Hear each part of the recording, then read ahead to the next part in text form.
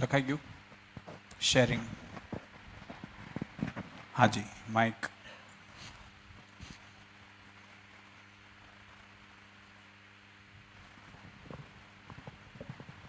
Hello. મારી એવી માન્યતા હતી કે સારા માર્ક્સ આવે તો જ છોકરો હોશિયાર. વર્ષોથી આ જ માન્યતાથી હું કામ કરું કે સારા માર્ક્સ આવે ને તો છોકરો હોશિયાર હોય તો એના મમ્મી પપ્પાને એમ થાય જો મારો છોકરો હોશિયાર, અને એના મમ્મી પપ્પાને એમ કે હા તમારા છોકરા બહુ હોશિયાર હો, તમારે છોકરાને બધાને બધું આવડતું જ હોય.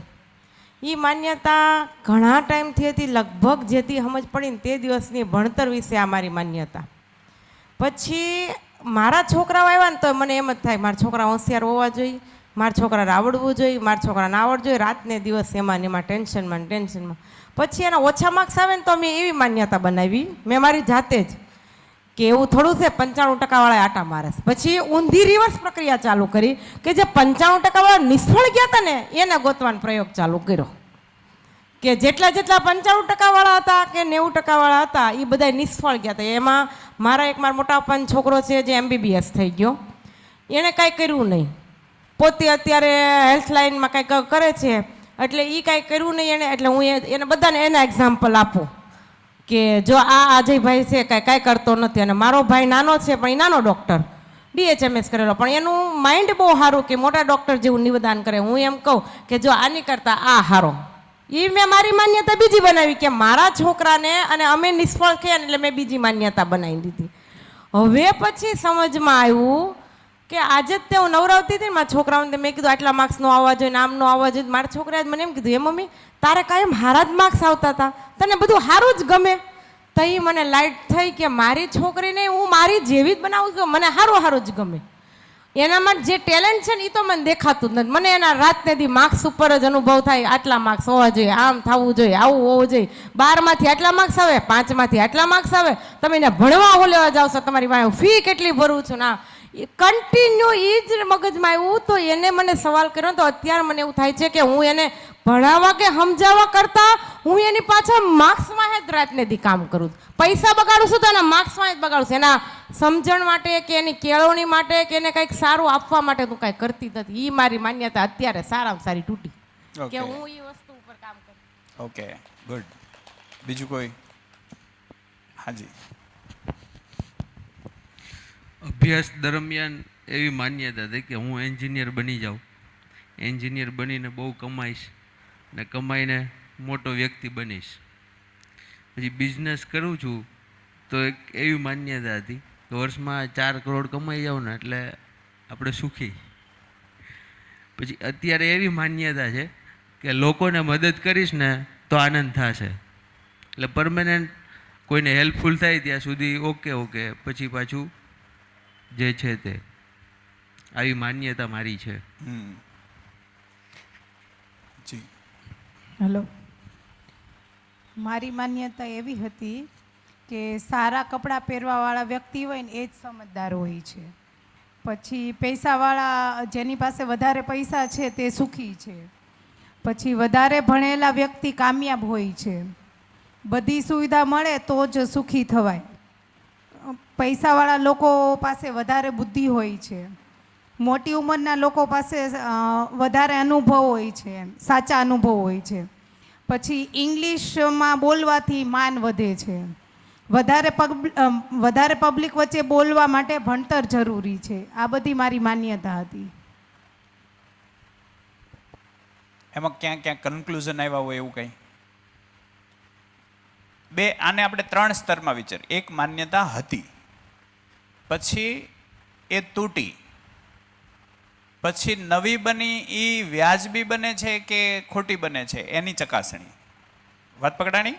દાખલા તરીકે માર્ક્સ એ સફળતાનો પેરામીટર નથી, એવી એક માન્યતા. પહેલા માન્યતા હતી કે માર્ક્સ જ સફળતા છે. પછી 95% વાળાનું એનાલિસિસ કર્યું તો ખબર પડી કે એ નથી. તો હવે છે હું એ કેમ ખબર પડે? તો એ ત્રીજો સ્પોટ થયો. એવું તો નથી થતું ને કે એક માન્યતા તૂટીને બીજી માન્યતામાં ફસાઈ જાય છે. માન્યતા હશે એ તૂટશે.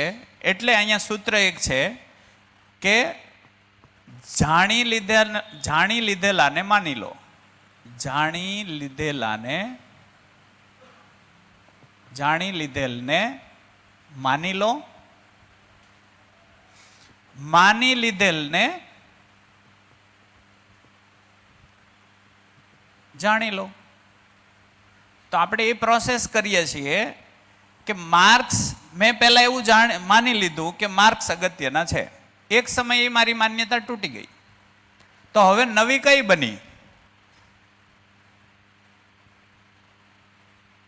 તો બીજો ભાગ એવો આવે કે સ્કિલ અગત્યની છે. ધારી લો કે હવે નક્કી થાય કે સ્કિલ અગત્યની છે. જિંદગીમાં સ્કિલ હોય એટલે સફળ થઈ જવાય. તો આ બીજી ઈ માન્યતા છે કે વાસ્તવિકતા છે એ ચકાસવું પડશે ને. એક જણ 95% નિષ્ફળ ગયો, એટલું બધું કરવું જોઈએ એટલું ન કરીએ ગયો, એવું આપણે માન્યું. તો માન્યતા બની કે માર્ક્સ અગત્યના નથી. તો શું અગત્યનું? તો આપણે એવું વિચાર્યું કે સ્કિલ અગત્યની છે. તો સ્કિલ જ અગત્યની છે કે એનાથી ઉપરનું કંઈક છે? વાત પકડાય છે? નહીતર શું થાય, 20 વર્ષ એક માન્યતામાં કાઢી નાખી, પાછી બીજી માન્યતા બનાવી, બીજા 20 વર્ષ એમાં કાઢી નાખ્યા, 40 વર્ષે એ માન્યતા તૂટી. હવે હું ગોતું છું કે હવે અગત્યનું છે હું, તો ત્યાં ઉપર જવાનો ટાઈમ થઈ જાય. હાજી લવજીભાઈ કઈ કેવું છે? જનરલી માર્ક્સની માન્યતા તૂટ્યા પછી સ્કિલની જ બંધાય. અટાણે સ્કિલની બની રહી છે ધીમી ધીમી. એ જ બંધાય, નેચરલ સ્કિલ બંધાય. પછી પાછું એમાંય તે તમે કહો એમ કે થોડા સમય, જેમ કે આપણી પ્રોસેસમાં એ જ આવ્યું હતું.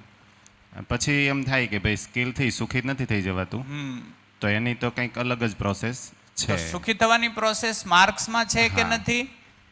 ના, નથી.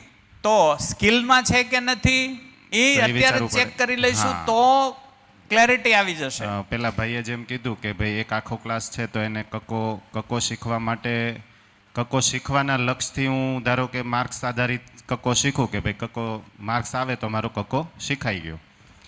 હવે એ જો માન્યતા બની ગઈ કે માર્ક્સ આવે તો જ કક્કો શીખાઈ ગયો, તો એ ગલત. પણ કક્કો શીખવા માટે કદાચ માર્ક્સ માધ્યમ હોઈ શકે, એ સત્ય નથી, આપણને ખબર પડી જાય. સમજ માટે જ કક્કો શીખવો છે તો કદાચ માર્ક્સ આવે કે ન આવે તો બહુ વાંધો નહીં આવે એમ. તો 3 લક્ષ્ય આપણે જે કહીએ છીએ જનરલી, એક માનવ છે. દાખલા તરીકે માનવ છે શું? આના આધારે તમે અસ્તિત્વગત ચકાસણી કરી શકશો કે હું જે વિચારું છું એ રાઈટ છે કે રોંગ છે. માનવ છે એ શરીર અને જીવનનું સંયુક્ત સ્વરૂપ છે. ઠીક છે ને? માનવ છે શું છે? શરીર અને જીવનનું સંયુક્ત સ્વરૂપ છે. એ તો ખ્યાલ છે ને? કેટલાને આ ખ્યાલ છે કે હા હવે એ સ્વીકાર છે? કઈ રીતે, કોણ સમજાવશે? કઈ રીતે ખબર પડે હું શરીર અને જીવનનું સંયુક્ત સ્વરૂપ છું? કઈ રીતે અહેસાસ થાય કે હા હું જીવન છું, ખાલી શરીર નથી? એ કઈ રીતે ખબર પડશે? માર્ક્સ અગત્યના છે કે નહીં? સ્કિલ અગત્યની છે કે નહીં? માર્ક્સથી મહત્વની સ્કિલ છે તો સ્કિલ અલ્ટિમેટ છે કે એનાથી મહત્વનું કંઈક છે? એ મને ખબર કેમ પડશે? તો એના માટે આ ભાગમાં જવું આવશ્યક છે. હું માનવ છું, મારે કંઈક શ્રેષ્ઠ જોઈએ છે. હું શ્રેષ્ઠ ઈચ્છું છું કે શ્રેષ્ઠ ન હોય એવું મને ચાલશે? શું લાગે? મારે કંઈક શ્રેષ્ઠ જ જોઈએ. મેં પહેલા માર્ક્સને શ્રેષ્ઠ માન્યા અને એના માટે મેં બધું જ જતું કર્યું. માં મરી ગઈ તોય હું બાળવાય ન ગયો. આવા કિસ્સા બને છે ને. પરીક્ષા સમય આપણે એને પેપરમાં હોતે છાપીએ છીએ, પેપરમાં છાપીએ છીએ કે એમની માં મરી ગઈ હતી તો એ બાળવા ન ગયો ને પેપર આપ્યું.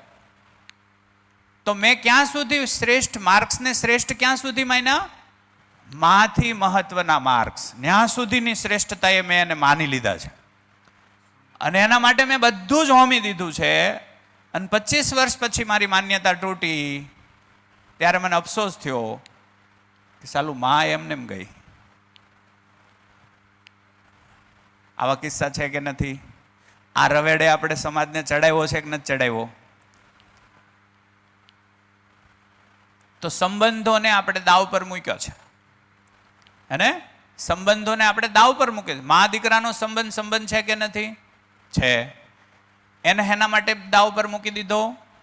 મેં કાંઈક શ્રેષ્ઠતા એ માણસની ઈચ્છા છે. માનવને શું જોઈએ છે? શ્રેષ્ઠતા. આ ઈચ્છા છે મારી. શ્રેષ્ઠ શું છે એ મને ખબર નથી. શ્રેષ્ઠ છે શું એ મને ખબર નથી. આ અપેક્ષા ન હોય એવું કોઈ ખરું? બેસ્ટ જ બનવું છે ને બધાને. બેસ્ટ શું છે એ ખબર નહીં હોય તો શું બનશું એ ખબર નહીં પડે. એટલે આપણે અહીંયા ચેક કરવાનો પ્રયત્ન કરશું. તો માનવ માટે શ્રેષ્ઠ શું? તો માનવમાં બે ભાગ છે, શરીર અને જીવન. શરીર અને જીવન બેથી હું બનેલો છું એ અહેસાસ કેવી રીતે થાય? ખબર કેમ પડે? હાજી, માઇક પાછળ આપજો.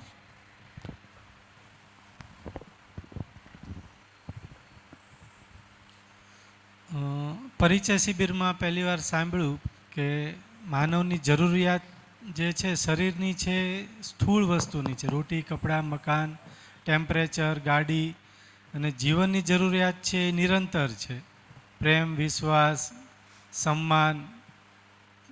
એટલે ત્યારથી અહેસાસ થયો કે માનવ છે શરીર અને જીવનનું સંયુક્ત સાકાર રૂપ છે. બેસ્ટ. બીજું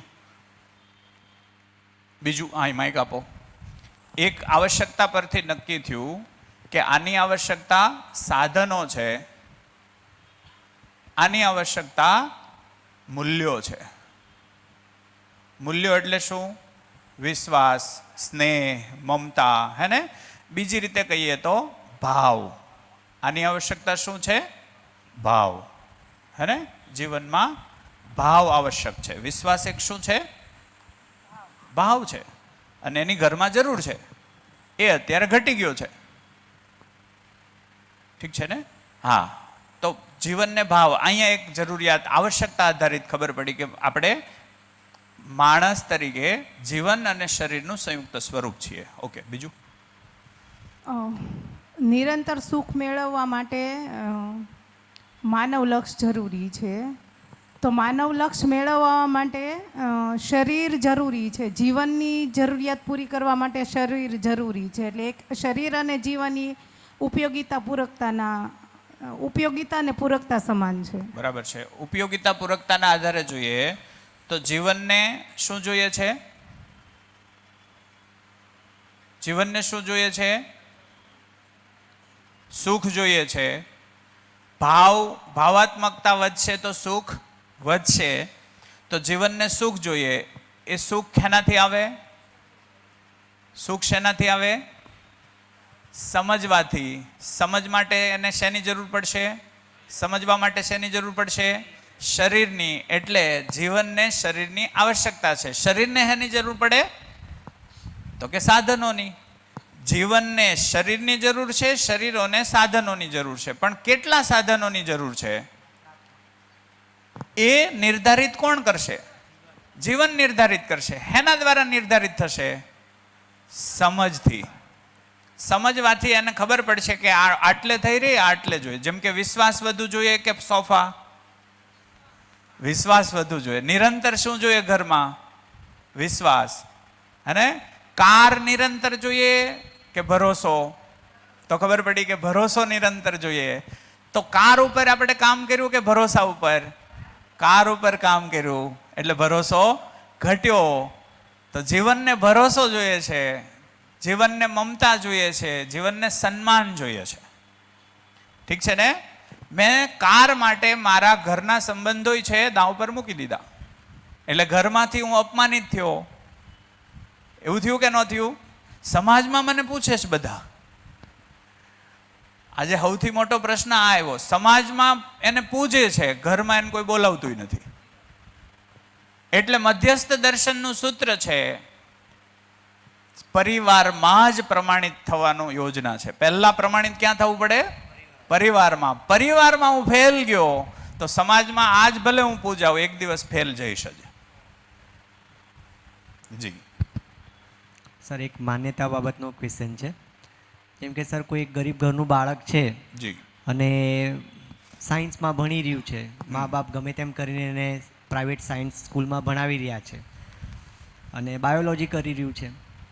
હવે એને કોઈ કારણ, હવે એની એક્ઝામને બધું કમ્પ્લીટ થઈ ગયું છે અને વાલીને વિશ્વાસ જ હતો કે આને ગવર્મેન્ટ મેડિકલ કોલેજમાં એડમિશન મળી જશે અને ખૂબ જ આસાનીથી સરળતાથી એ ડૉક્ટર બની જશે એમ.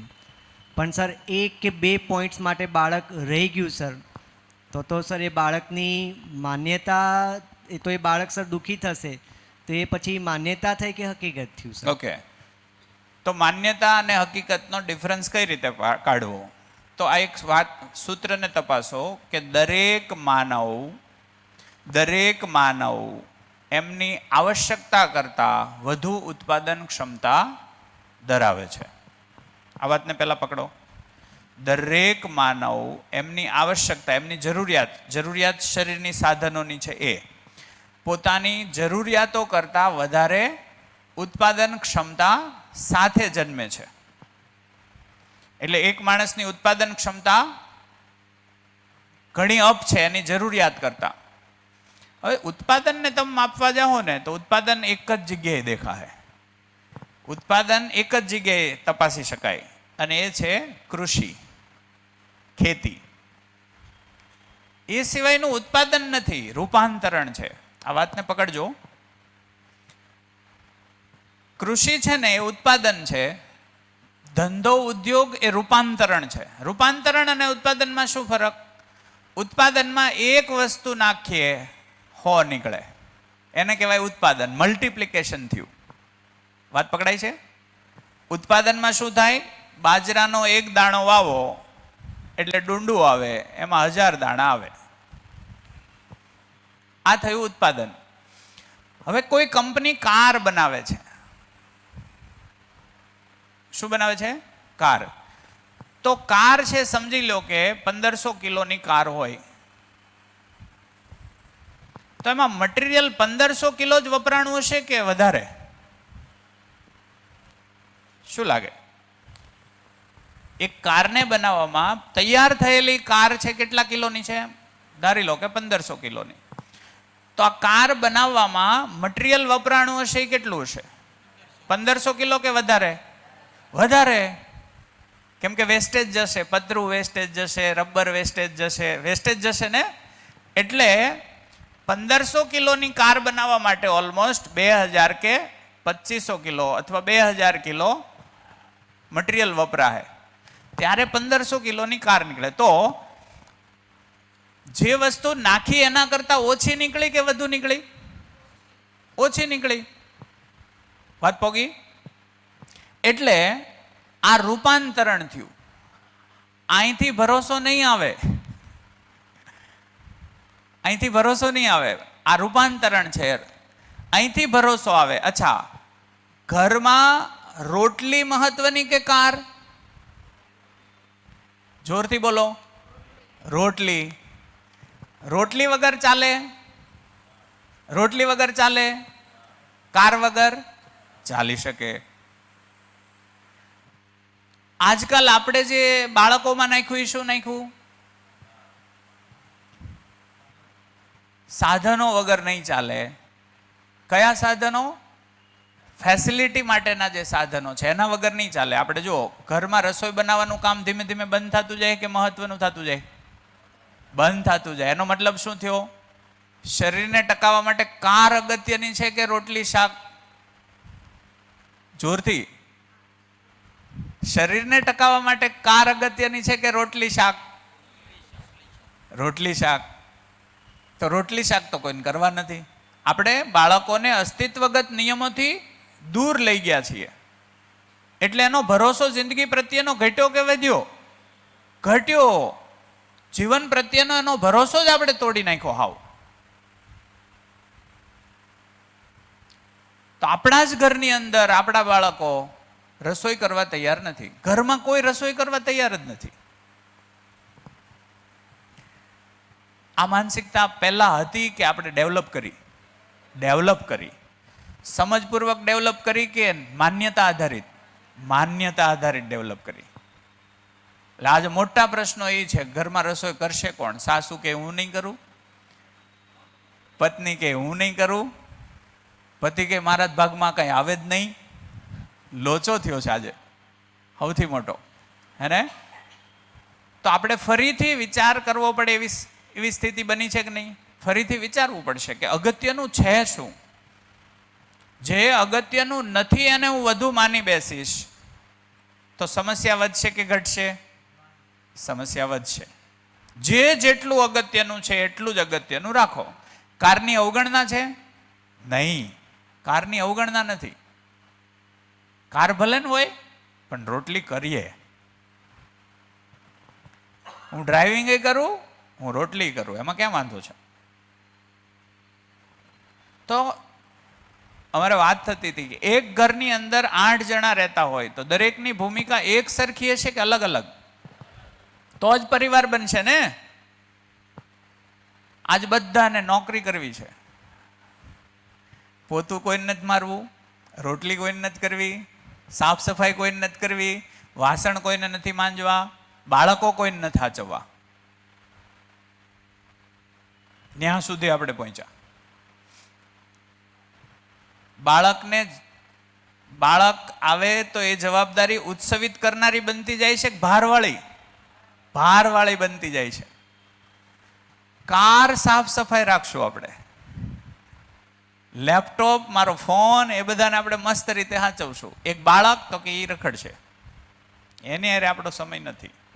તો આપણે એ સ્થિતિમાં ગયા અને વ્યક્તિ કરતાં વસ્તુનું મહત્વ આપણે એટલું વધાર્યું કે વ્યક્તિની અવગણના થવા માંડી. અવગણના એટલી હદે થઈ કે આજકાલ કોઈ ઘર બને, એ ઘરની અંદર 3 ઉંમરને ધ્યાનમાં રાખો: બાળક, યુવાન અને વૃદ્ધ.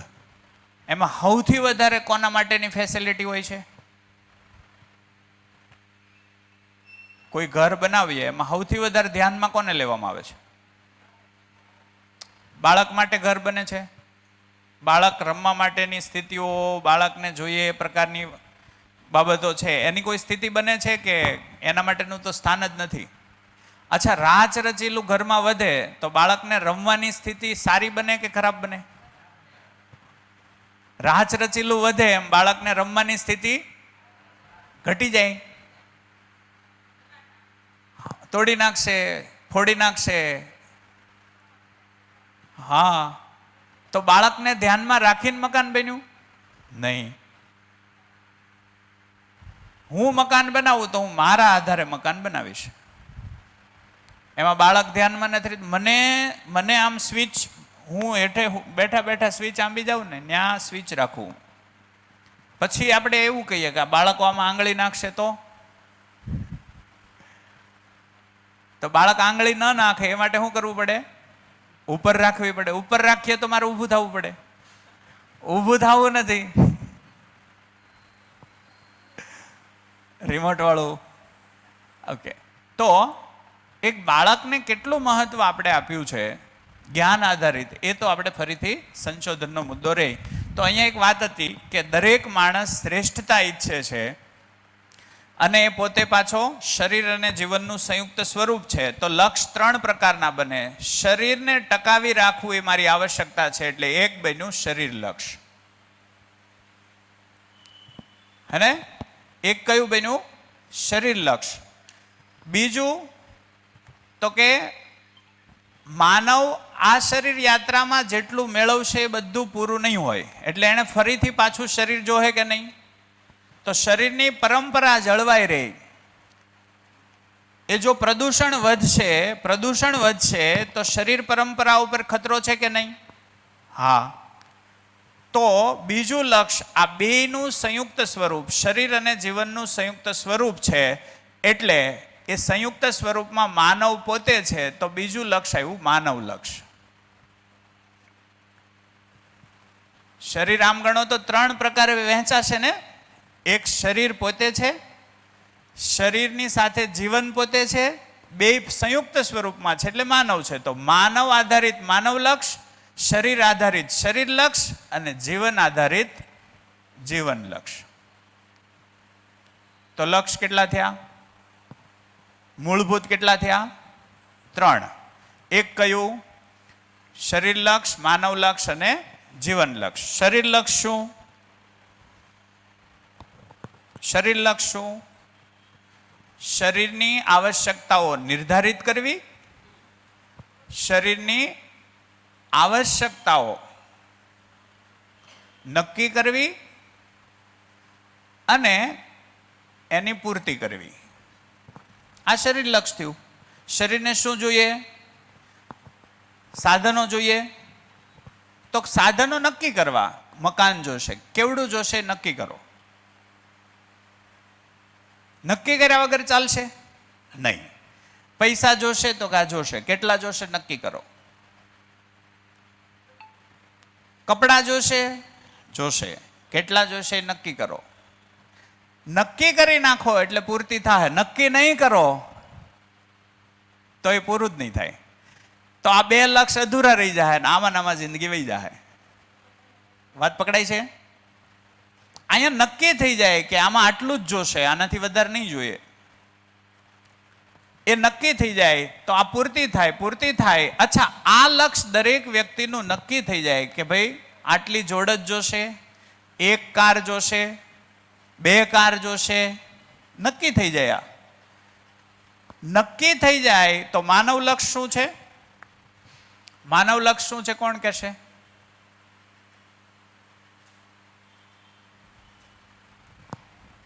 માનવ લક્ષ શું છે? હાજી. હલો, હું શું છું, સંસાર શું છે અને કરવાનું છે શું? કરવાનું શું? આ 3 પ્રશ્નોના જવાબ આપણે મેળવવાના. માનવ લક્ષ શું છે? કોણ કહેશે? માનવનું લક્ષ, આ ધરતી પરના તમામ માનવનું લક્ષ શું? માનવનું લક્ષ એટલે હાજી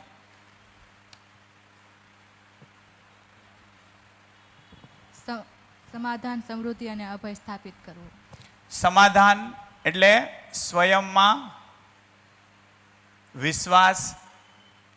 સ્વયંમાં વિશ્વાસ, હે ને? હું પોતે વિશ્વાસપૂર્વક જીવવા માંગુ છું કે અવિશ્વાસથી? તો વિશ્વાસથી જીવવા માંગુ છું એટલે શરીર અને જીવન બે હારે જ રહેશે ને, એટલે માનવ થયો. માનવ લક્ષમાં સ્વયંમાં વિશ્વાસ. આ ક્યારે આવે? સમાધાન. સમાધાન બોલે તો ઉકેલ. કેટલી કાર જોશે એની સ્પષ્ટતા હોય તો હું ઉકેલમાં છું, કે કેટલી કારની સ્પષ્ટતા નથી તો ઉકેલમાં છું?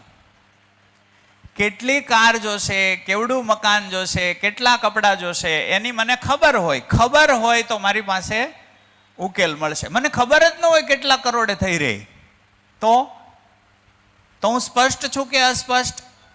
અસ્પષ્ટ છું. અસ્પષ્ટ સ્થિતિમાં હું વિશ્વાસથી જીવતો હોઈશ કે બીજા આધારિત વિશ્વાસ ડેવલપ થશે? ખાલી બીજા આધારિત. જેમ કે મારી પાસે, મારી સોસાયટીમાં હું સૌથી વધારે અમીર છું, 10 કરોડ રૂપિયા છે, એટલે મારી ઓટલે બેસીને વાહવાહી થાય છે. ઠીક છે? એટલે મને એવું લાગે કે હું સ્વયંમાં વિશ્વાસથી ભરાયેલો છું. એ જ સોસાયટીમાં 20 કરોડ વાળો કોઈ રહેવા આવશે તો હું ઓટલે બેસવાનું બંધ કરીશ. કેમ? એને હારે બેસવાથી મારો વિશ્વાસ ડગી જાય છે. તો હું ઉકેલથી ભરાયેલો છું કે સમસ્યાથી? સમસ્યા સાથે હોઉં ત્યારે હું વિશ્વાસમાં હોઉં કે અવિશ્વાસમાં? અવિશ્વાસમાં. તો મારી પાસે ઉકેલ એ હોવો જોઈએ કે ભાઈ એની પાસે ભલે જેટલી કાર હોય એટલી, મારે જોઈએ એટલી મારી પાસે છે. આ ઉકેલ થયો. મારે જેવડું ઘર જોઈએ એવડું અમારી પાસે છે. બીજાના ઘરે જઈને મને કોઈ પ્રભાવ થતો નથી. એ સ્થિતિમાં હું આવી ગયો કે નહીં તો હું ઉકેલમાં છું. હું કોઈના ઘરે ચા પીવા ગયો, મેં ત્યાં જોયું કે ભાઈ એને છે એટલું જ આપણી પાસે નથી, અને ઘરે આવીને પાછી યોજના ચાલુ કરી, તો મેં ફરી પાછું એવડું મોટું મકાન બનાવી નાખ્યું. પાછો હું કોકના ઘરે ગયો તો મારી કરતા પાછું મોટું નીકળ્યું, તો પાછો હું ધંધે લાગી ગયો. તો કયા લક્ષમાં વહી ગયા? ખાલી ને ખાલી એક આ લક્ષમાં ગયા. એટલે આવશ્યકતા નક્કી થાય ને આવશ્યકતાની પૂર્તિ થાય. ઠીક છે ને? આ જો રેડી થઈ જાય તો દરેક માણસની આવશ્યકતા અસીમિત છે કે સીમિત છે? શું લાગે? સીમિત છે. આવશ્યકતા સીમિત જ છે, પણ ભ્રમવશ મારી આવશ્યકતા હું નિર્ધારિત નથી કરી શકતો. એક ઘરમાં ટોયલેટ કેટલા જોઈએ? સીમિત કે અસીમિત? સીમિત જ જોઈએ. નંબર હશે ને એનો કંઈક, તો નંબર હશે 1 જોઈએ, 2 જોઈએ, 3 જોઈએ. ત્રણેય તે સીમિત કહેવાય કે અસીમિત? સીમિત જ. ઠીક છે ને? તો સીમિત જોઈએ એવી મને ખબર પડે, સીમિત આવશ્યકતા હોય તો એની પૂર્તિ સંભવ છે કે નહીં? તો કે સંભવ છે. આ ભાગમાં હું સીમિત થઈ જાઉં તો હું સ્વયંમાં વિશ્વાસથી ભરાઈ જાઉં. આવું મારા એકનામાં થાય એની જગ્યાએ અમારા ઘરમાં જેટલા જીવતા હોય 6 થાય તો એ ઘર અભાવથી મુક્ત થાય કે અભાવમાં હશે? જોરથી અભાવથી મુક્ત થાય તો સમૃદ્ધિનો ભાવ આવે, હે ને? સમૃદ્ધિનો ભાવ. સમૃદ્ધિનો ભાવ એટલે શું? અભાવનો અભાવ. અભાવનો અભાવ હોય ઘરમાં, અભાવનો અભાવ ઘરમાં. આવું ઘર જ સુખી ઘર કહેવાય કે અભાવથી પીડાતું હોય એવું? તો ખબર પડી કે સમૃદ્ધિનો ભાવ છે એ જ તમને અભાવથી મુક્ત કરી શકે. આને કીધું આપણે, શું કીધું? સમાધાન, સમૃદ્ધિ. ત્રીજું, અચ્છા આવો પરિવાર એક બની જાય, આવો એક પરિવાર બની જાય, એને અસીમ જરૂરિયાત હશે કે સીમિત? સીમિત જરૂરિયાત હશે. આવો પરિવાર સમાજ માટે હાનિકારક કે પોષણરૂપ? પોષણરૂપ. સમાજનું શોષણ કરશે કે એને પોષણ કરશે? પોષણરૂપ બનશે. અચ્છા અનલિમિટેડ જરૂરિયાત ધરાવતો પરિવાર હશે તો શોષણ કરશે કે પોષણ? શોષણ કરશે. આ હું કહું એટલે આવું થાય કે આવું જ થાય? આવું જ થાય. મારા કહેવાથી કંઈ ફરક પડશે? નહીં પડે.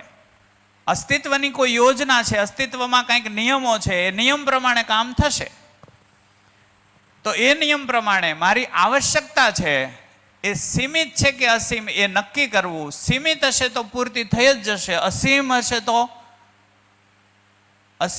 તો આપણે ઘણીવાર કહીએ એમ આખી ધરતી એના નામે કરી દેહો તો એ એમ કહેશે કે હવે ચંદ્રનું કેદી વિચારવું છે?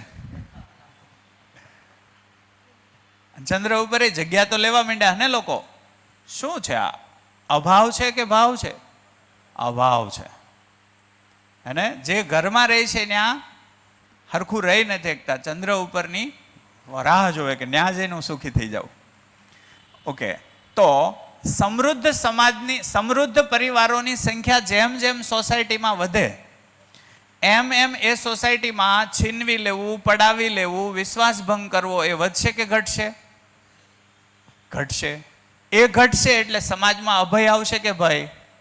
અભય આવશે. એટલે સમાજમાં અભય. આ આવશ્યકતા છે કે નથી? આજે છોકરા છોકરીની શાદી કરવાનો ભય વધ્યો કે ઘટ્યો? શું કામ ભય વધ્યો? છૂટાછેડા કેટલાય થાહે એ નક્કી નથી. કેટલા રૂપિયા એ છૂટાછેડા કરી શકાશે લગ્ન પહેલા જ નક્કી કરવા માંડ્યા અમુકમાં તો, કે જો ન ફાવે તો છૂટાછેડા કઈ રીતે કરશું પહેલેથી એગ્રીમેન્ટ થવા માંડ્યા. તો આપણે સમાજમાં ભય વધ્યો છે, જોઈએ છે અભય. તો સમાજમાં અભય આ માનવ લક્ષ છે, હે ને? દરેક માણસ ઈચ્છે છે આવું કે એક જ? દરેક માણસ આવું ઈચ્છે છે. અચ્છા, જે સમાજ આપણી કોઈ પણ વસ્તુ આપણે જે વાપરીએ છીએ એનું મટીરિયલ ક્યાંથી આવે? ગાડલાનું મટીરિયલ ક્યાંથી આવે? પ્રકૃતિમાંથી, કુદરત પાસેથી. પંખાનું મટીરિયલ ક્યાંથી આવ્યું? કુદરત પાસેથી. આ પેનનું મટીરિયલ ક્યાંથી આવ્યું? કુદરત પાસેથી. આખા કમરામાં જે જે વસ્તુ છે એનું મટીરિયલ ક્યાંથી આવ્યું? કુદરત પાસેથી, પ્રકૃતિ પાસેથી. પ્રકૃતિ પાસેથી આપણે જોઈએ એટલું લઈએ તો કાંઈ વાંધો છે નહીં. આજે થયું શું? જોઈએ એટલું લીધું કે વધુ લીધું? વધુ લીધું. એના કારણે પ્રકૃતિમાં શું થયું? અસંતુલન થયું, હે ને? આબોહવાકીય પરિસ્થિતિ, પ્રદૂષણ, ગ્લોબલ વોર્મિંગ, આ માણસની માનસિક ગરીબાઈ જે છે એના કારણે માણસે પુષ્કળ લીધું. એના કારણે જે સ્થિતિ સર્જાણી એ કઈ છે? તો કે પ્રકૃતિમાં અસંતુલન થયું. જો શરીર લક્ષમાં મારી આવશ્યકતા નિર્ધારિત થઈ જાય, એક પરિવારની આવશ્યકતા નિર્ધારિત થઈ જાય, તો તો આવો પરિવાર પ્રકૃતિ પાસેથી જોઈએ એટલું લેશે કે વધુ લેશે? જોઈએ એટલું લેશે. એટલે વધુ લેવાની ઘટના ઘટશે. એનો મતલબ એમ થયો કે પ્રકૃતિમાં ધીમે ધીમે શું થઈ જાય? સંતુલન.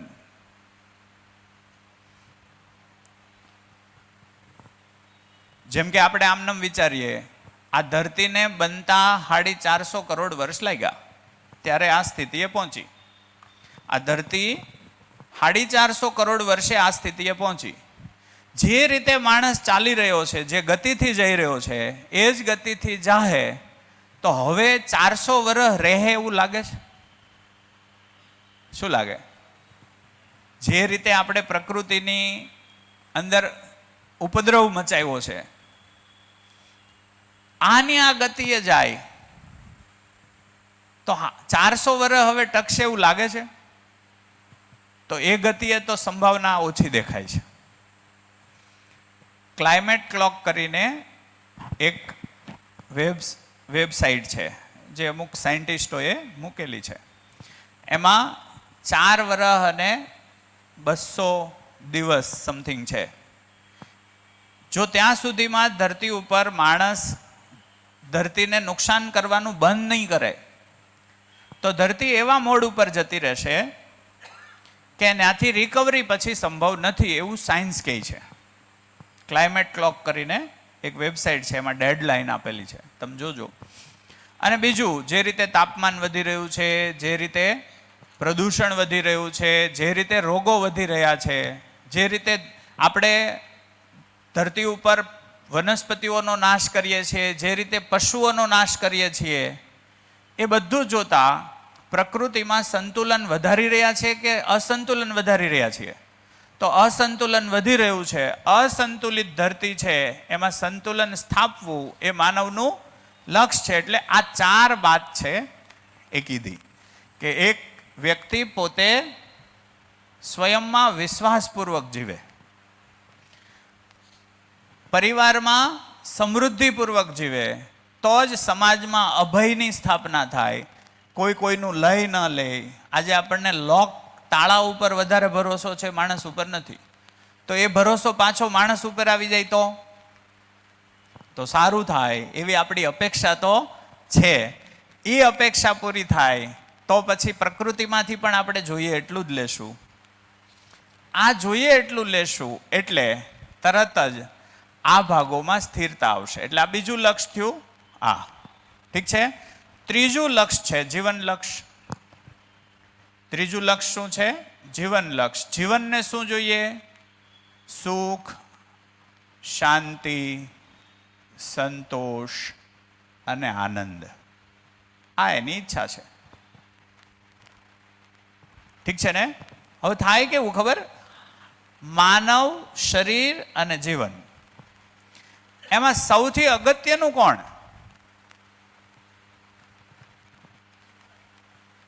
સૌથી મહત્વનું કોણ? તો મૂળ કયા લક્ષ્ય ઉપર ધ્યાન જવું જોઈએ? જીવન લક્ષ્ય ઉપર. જીવન લક્ષ્ય ઉપર જઈએ એટલે આ મોટું લક્ષ્ય છે. મોટા લક્ષ્યમાં નાના લક્ષ્ય સમાયેલા હોય છે. એટલે સૂત્ર છે, મોટામાં નાનું સમાયેલું હોય છે. આફ્ટર ઓલ તો શરીર લક્ષ્ય દ્વારા હું પ્રાપ્ત શું કરવા માંગુ છું? સુખ જ. પણ અત્યારે હું માન્યતા આધારિત સુખ પ્રાપ્તની ખોજમાં છું. કોઈ એમ કીધું કે અઢળક પૈસાથી સુખી થઈ જવાય, તો હું એ રીતે ભાગવા માંડ્યો. તો અઢળક પૈસા વાળાના ધીમે ધીમે સ્ટેટમેન્ટ હવે આવી રહ્યા છે. જેમ કે વેદાંતા કંપનીના માલિક છે, નામ તો હું ભૂલી ગયો, વેદાંતા કંપની છે, અને અગ્રવાલ, અનિલ અગ્રવાલ કે સમથિંગ નામ છે, અનિલ ને, અનિલભાઈ. એનું ઇન્ટરવ્યુ તમે જોજો. વેદાંતા એટલે બહુ મોટી કંપની છે, એલ્યુમિનિયમ ને સ્ટીલ ને બધું. એણે એવું કીધું કે અતિશય પૈસા દુઃખી કરે છે. અમારી પાસે કંઈ જ નહોતું ત્યારે અમે એક ટેબલ ઉપર જમતા હતા. જ્યારે મારી પાસે કરોડો રૂપિયા આવ્યા ત્યારે મારે કૂતરા પાળવા પડ્યા ઘરે, કેમ કે મારા માટે કોઈ રાહ જોવાવાળું હતું જ નહીં. સૌ પોતપોતાનામાં મશગુલ હતા. ખાલી એક કૂતરા હતા બે કે જે હું આવું ઘરે ત્યારે મને ત્યાં આવી જતા, એટલે મને એ ગમતું. અતિશય પૈસા નહીં હોવા જોઈએ એવું એ કહે છે. એવા ઘણા બધા સ્ટેટમેન્ટ છે. એલન મસ્ક લઈ લો, એમણે એવું કીધું કે હું ડિપ્રેશનમાં છું. તો ડિપ્રેશનમાં એ સુખી કે દુઃખી? બોલો, ડિપ્રેશન સુખ કહેવાય કે દુઃખ? દુઃખ કહેવાય. કેટલાનામાંથી ડિપ્રેશન જોઈએ છે? તો કોઈ જ નહીં તૈયાર થાય. તો $5 ટ્રિલિયન તે દુઃખ રહેતું હોય તો એક વસ્તુને ત્યાં કન્ક્લુડનમાં નાખવી જોઈએ અથવા ચિંતન કરવું જોઈએ કે તો સુખનો સ્ત્રોત છે શું? ઠીક છે ને? તો 3 લક્ષ્ય, એ લક્ષ્યને ધ્યાનમાં રાખીને, મૂળ લક્ષ્ય છે જીવન લક્ષ્ય જો ધ્યાનમાં આવે, હારે કાંઈ જાય છે કે નથી જાતું? હલો, હારે કાંઈ જાય છે કે નથી જાતું? જોરથી બોલો. જાય છે કે નથી જાતું? કેટલાને એવું લાગે નથી જાતું? હાથ ઊંચો કરો. હારે કાંઈ નથી જાતું એ હાથ ઊંચો કરો. જે લાગતું હોય કયો. હારે કાંઈક જાય છે.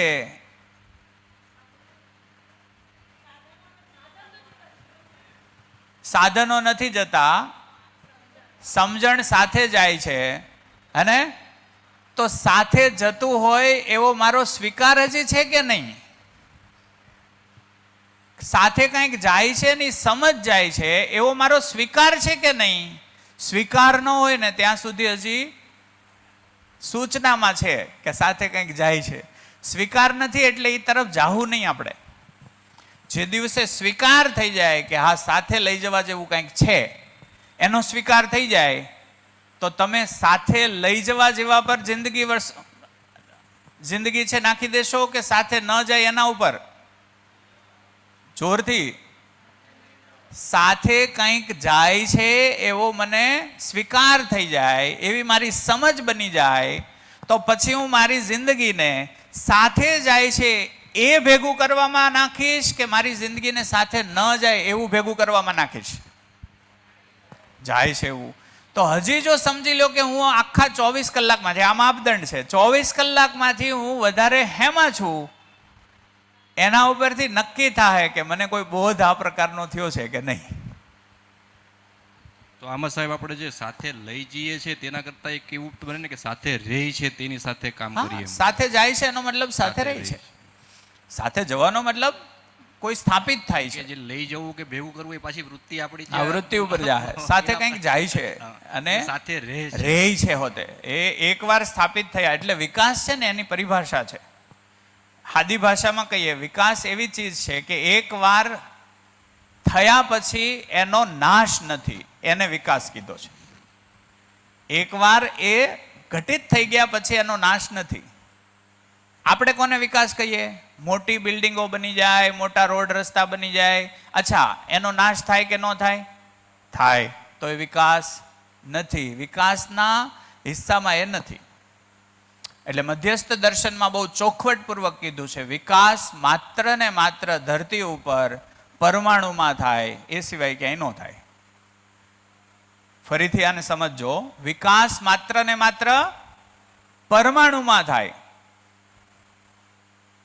એને આપણે કેવી રીતે જોઈએ? બ્રેકનું થાય તે કહેજો. બ્રેક પડી ગઈ, કોઈ કીધું જ નહીં. હા, વાર છે? 11 વાગે નહીં, 11:30 કરીએ છીએ. 9 થી 11 ને 11 થી 11:30 બ્રેક ને એવી રીતે નહોતું ને?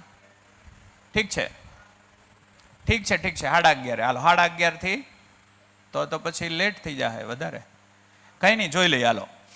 તો વિકાસ માત્ર ને માત્ર ક્યાં થાય? પરમાણુમાં. ધરતી ઉપર હાઇડ્રોજનમાંથી હિલિયમ બને. હાઇડ્રોજનનો નાશ થયો નહીં, હાઇડ્રોજન રહે જ. હિલિયમ બન્યો એ વિકાસ છે. હવે હિલિયમ રહેશે કે નાશ પામશે? એ રહેશે જ અને આગળની પરંપરા ઊભી કરશે. કાર્બન બનાવશે, હિલિયમ પોતાનું અસ્તિત્વ જાળવી રાખશે અને કાર્બન બનાવશે. હવે ધરતી ઉપર હિલિયમ, હાઇડ્રોજન, કાર્બન 3 છે. એમાંથી નાઇટ્રોજન બનશે, ઓલા 3 રહે જ. એમ કરતા કરતા 118 પરમાણુઓ બને. 118 અત્યારે છે કે નથી? એનો સ્વયં રીતે નાશ સંભવ નથી. માણસ કરે તો થાય. માણસે એના નાશની વ્યવસ્થા કરી ન્યુક્લિયર બોમ્બની. સ્વયં રીતે એનો નાશ સંભવ નથી. એટલે એવું કીધું વિકાસ એકવાર થાય પછી એ રહે જ, એને વિકાસ કહેવાય. આપણે કોને વિકાસ ગણ્યો? પૈસા વાળો થાવ. અચ્છા, પૈસા રહે જ?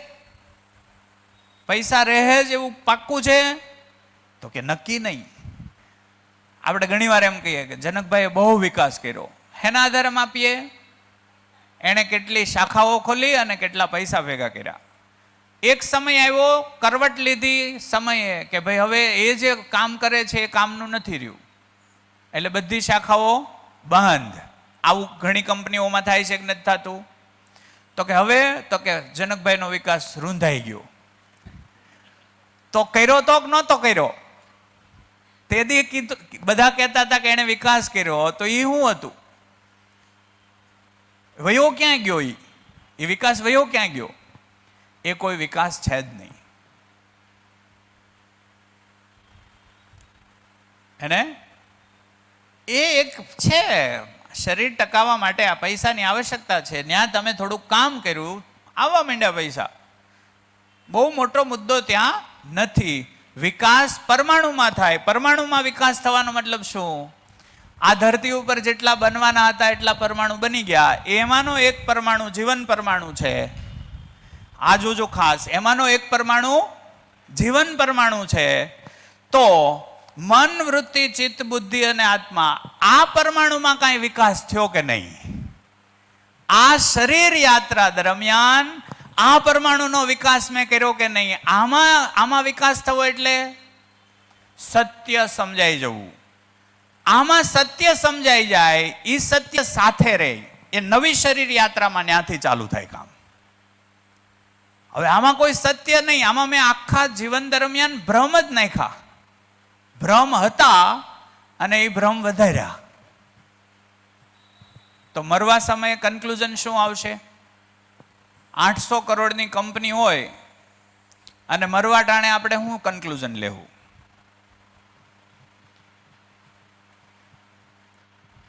ઘણીવાર એવું થાય કે એ 800 કરોડ માટે એના છોકરા બાંધતા હોય પાછા. આવું છે કે નથી? તો કન્ક્લુઝન શું આવે? જીવનનું કન્ક્લુઝન શું આવે? સાર્થકતા લાગે કે નિરર્થકતા? બોલો. નિરર્થકતા. તો સાર્થક માત્ર ને માત્ર પરમાણુમાં જ વિકાસ થાય. પરમાણુમાં વિકાસનો મતલબ જીવન પરમાણુ બન્યો ત્યાં સુધીનો વિકાસ અસ્તિત્વગત રીતે થઈ ગયો. હવે જીવન પરમાણુની અંદર હું સમજપૂર્વક સત્યો છે એનો જો મારામાં સ્વીકાર થાય તો એ સત્યના સ્વીકારને જીવનનો વિકાસ કીધો છે. હે? તો ચાય રેડી છે? ઓકે, તો ચાય પીએ અને ચાય પછી પાછા બેસીએ. ઠીક છે? ધન્યવાદ. મળીએ પાછા. સાથે રહે, એ નવી શરીર યાત્રામાં ત્યાંથી ચાલુ થાય કામ. હવે આમાં કોઈ સત્ય નહીં. આમાં મેં આખા જીવન દરમિયાન ભ્રમ જ નાખ્યા. ભ્રમ હતા અને એ ભ્રમ વધાર્યા. તો મરવા સમયે કન્ક્લુઝન શું આવશે? 800 કરોડની કંપની હોય અને મરવા ટાણે આપણે શું કન્ક્લુઝન લેવું?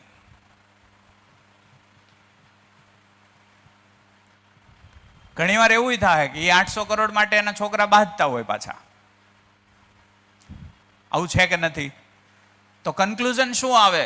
જીવનનું કન્ક્લુઝન શું આવે? સાર્થકતા લાગે કે નિરર્થકતા? બોલો. નિરર્થકતા. તો સાર્થક માત્ર ને માત્ર પરમાણુમાં જ વિકાસ થાય. પરમાણુમાં વિકાસનો મતલબ જીવન પરમાણુ બન્યો ત્યાં સુધીનો વિકાસ અસ્તિત્વગત રીતે થઈ ગયો. હવે જીવન પરમાણુની અંદર હું સમજપૂર્વક સત્યો છે એનો જો મારામાં સ્વીકાર થાય તો એ સત્યના સ્વીકારને જીવનનો વિકાસ કીધો છે. હે? તો ચાય રેડી છે? ઓકે, તો ચાય પીએ અને ચાય પછી પાછા બેસીએ. ઠીક છે, ધન્યવાદ, મળીએ પાછા. ક્યાં ક્યાં ધ્યાન જાય છે? કોઈ સવાલ હોય તો સવાલ, કોઈ કનેક્શન બનતું હોય તો એ કનેક્શન. અત્યાર સુધી આ ધરતી પર માણસે કયા લક્ષ્ય ઉપર કામ કર્યું?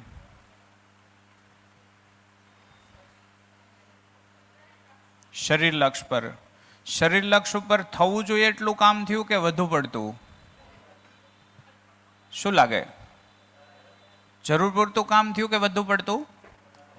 અચ્છા, કોઈ વસ્તુ જરૂરિયાત કરતાં વધુ થાય તો એ નુકસાનકારક કે ફાયદાકારક? તો નુકસાન દેખાઈ રહ્યા છે. ઠીક છે ને? તો હજી ધરતીની જે રિપેરિંગ કેપેસિટી છે ને તો ગજબ છે. આપણે જે માણસ છે ધરતીને બગાડે છે એ તો પાકું છે ને, એની રિપેરિંગ કેપેસિટી બહુ જબ્બર છે. જેમ કે આપણે ત્યાં અહીંયા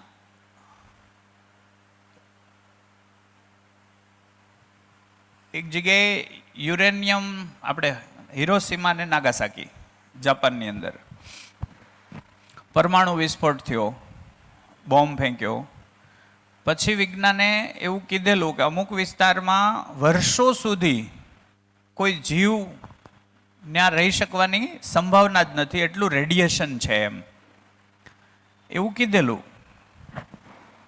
પણ બહુ ઓછા સમયમાં ત્યાં વનસ્પતિઓ ઉગવા માંડી હતી. આનો મતલબ શું થયો? વનસ્પતિ ઉગવાનો મતલબ શું થયો? ધરતીની રિપેરિંગ કરવાની કેપેસિટી બહુ વિશેષ છે. એટલે અનુમાન કરતાં ઝડપથી પાછું ત્યાં જીવન ચાલુ થયું. તો ધરતીની પોતાની રિપેરિંગની કેપેસિટી, જેમ કે આપણે એને કોરોનાના વખતે જોઈએ. કોરોના વખતે આપણે બધા ઘરમાં બેસી ગયા તો ત્યારે પ્રદૂષણ ઘટ્યું હતું કે વધ્યું હતું? તો ખબર પડી ઘટ્યું. આનો મતલબ શું થયો? ધરતીની પોતાની વ્યવસ્થા જાળવવાની કેપેસિટી ધરતીની પાસે છે કે નથી? છે. આ પેલા જેવું છે, આપણે ગુજરાતીમાં કહેવત છે કે ઠોલીને ગુમડું કર્યું. એટલે ખ્યાલ આવી જાય ને, દાદીમાને એને ખ્યાલ આવી જાય. કાંઈ હતું નહીં, ખંજવાળ્યું. પહેલાં ખંજવાળામાંથી લાલ થયું, એમાંથી વધુ ખંજવાળ્યું, ચામડી ઉતરડી નાખી, પછી ગેગ્યું અને છેવટે ગુમડું થયું મોટું. ધરતી ઉપર ખતરોડીને ગુમડું કર્યું છે કે નહીં આપણે? કેટલા ભાઠા કર્યા બિચારીને, હે? તો ધરતી બીમાર થઈ જવી એનો મતલબ ધરતીનું સંતુલન વિખાઈ જવું. ઠીક છે ને?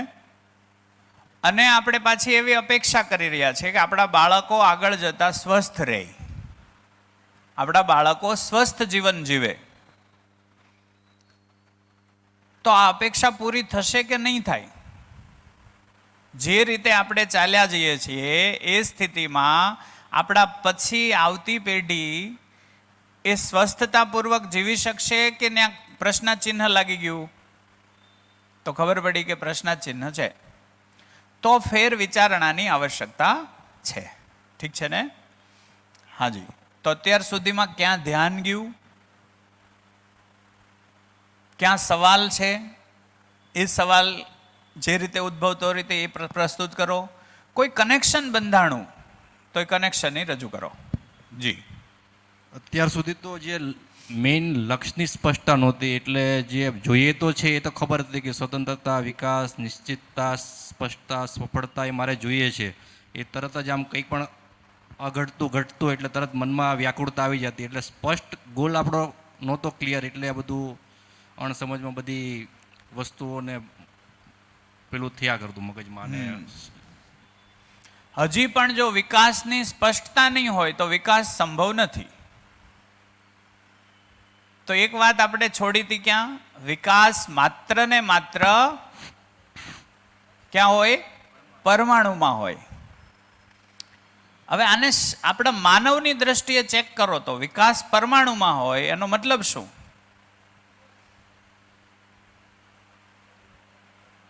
માઇક વિકાસ માત્ર ને માત્ર પરમાણુમાં જ સંભવ છે, તો માનવ તરીકે હું શું છું? માનવ તરીકે હું શું છું? શરીર શેનું બનેલું? અણુ પરમાણુ. અણુ પરમાણુ. એ કયા? જડ. જડ પરમાણુ. જીવન હેનું બનેલું? ચૈતન્ય પરમાણુનું. મારે વિકાસ ક્યાં કરવાનો? શરીરમાં કે ચૈતન્ય પરમાણુમાં? ચૈતન્ય પરમાણુ. શરીરમાં વિકાસ સંભવ નથી આપણાથી, એવું કેટલાને ક્લિયર દેખાય છે? હવે કઈ રીતે, કોણ સમજાવશે? શરીરમાં વિકાસ આપણાથી સંભવ જ નથી. મારું રૂપ મેં નક્કી કર્યું કે અસ્તિત્વએ? અસ્તિત્વ. મારા અંદર હૃદય, ફેફસા, કિડની અસ્તિત્વએ મૂક્યા કે મેં મૂક્યા? અસ્તિત્વ. મારામાં એટલો જ અધિકાર છે કે હું એને બગાડું નહીં. હા કે ના? હે ને? તો ધ્યાન જાય છે ધીમે ધીમે. તો વિકાસ શરીરમાં સંભવ નથી, એ કોણ કન્ક્લુડ કરશે? કઈ રીતે ખ્યાલ આવે છે વિકાસ?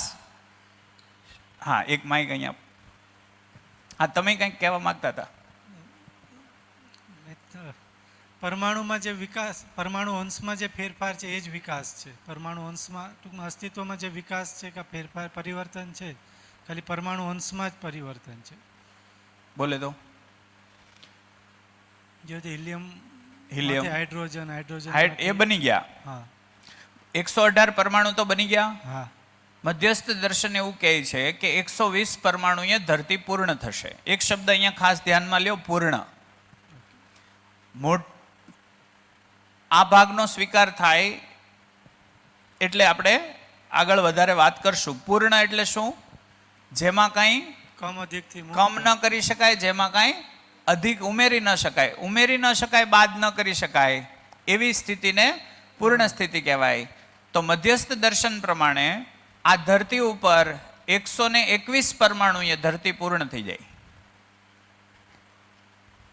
એટલે ત્યાં વિકાસ પૂરો થઈ ગયો. હવે પછીનો પડાવ છે જાગૃતિ. એ આપણે પાછા જોઈએ. ઠીક છે ને? એના ઉપર આપણે વિશેષ ધ્યાન દઈએ. હા, વિકાસની બાબતમાં તમે જે પૂછ્યું એમાં મને એવી મારામાં એ દેખાયું કે જો હું મારા સ્વભાવ પ્રમાણે કે મારા જીવનમાં મને જે સિચ્યુએશન પ્રમાણે મારામાં કંઈ ગુસ્સો કે આ તે આવતું હોય, એમાં જો પહેલાં 10 વખત આવતો હોય તો એની જગ્યાએ હું 9 વખત કે 8 વખત કરી શકતી હોઉં તો હું એ વિકાસની દિશામાં મારા જીવનની પ્રગતિ કરું છું. બહુ મસ્ત. મારા નથી ઈચ્છતી એવી બાબતમાંથી હું છુટકારો મેળવી શકું. હું જે નથી, ગુસ્સો ઈચ્છે છે કોઈ નહીં, એમાંથી હું છૂટી શકું છું. જો ન છૂટી શકું તો સમજવાનું કે વિકાસ નથી થયો. છૂટતો જાઓ ધીમે ધીમે તો વિકાસ.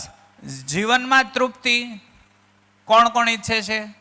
જીવનમાં તૃપ્તિ કોની ઈચ્છા છે કે જીવન તૃપ્ત બને? બધાની. અતૃપ્ત રહેવા એવું કેટલા ઈચ્છે છે કે હું અતૃપ્તિ સાથે મરવા માંગુ છું? એવું તો કોઈ નથી. તૃપ્તિ વધતી જતી હોય તો જીવનનો વિકાસ, તૃપ્તિ ન વધતી હોય તો વિકાસ નથી થયો. બીજો શબ્દ છે એનો વિરોધમાં હ્રાસ. હ્રાસ, હે ને? વિકાસ, હ્રાસ. ઉર્જાનો અપવ્યય, ઉર્જાનો સદુપયોગ. ઠીક છે? હા, ગુડ. બીજું કોઈ ધ્યાન ગયું હોય? શરીરમાં આપણાથી કાંઈ જાજુ થાય એમ જ નથી. આપણો અધિકાર ક્યાં છે? જીવનમાં. ન્યા ફેરફારની આવશ્યકતા છે, ન્યા થઈ શકે એવો આપણામાં અધિકાર છે. ન્યા હું કાંઈ આ શરીર યાત્રા દરમિયાન કરી શક્યો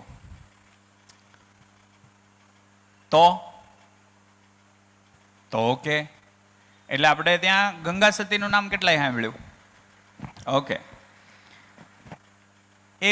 એવું લખી ગયા કે વીજળીના ચમકારે મોતીડા પરોવો પાનબાઈ, અચાનક અંધારા થાય. આ શું છે? આને આ ભાગ સાથે બહુ ગહન રિશ્તો છે. તો કોઈને આ વાત પકડાતી હોય તો કયો, આ શું કહેવા માંગે છે? ગંગા સતી શું કહેવા માંગે છે? જી,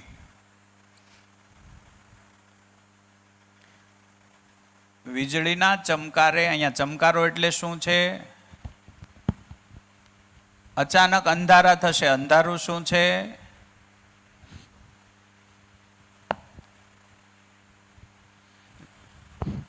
જીવન ક્ષણિક છે, ટૂંક સમયનું છે, અને એ ટૂંક સમયમાં સ્વયંને સાધી લેવો એવું ગંગામાનું કહેવાનું છે, એવું મને સમજાય છે.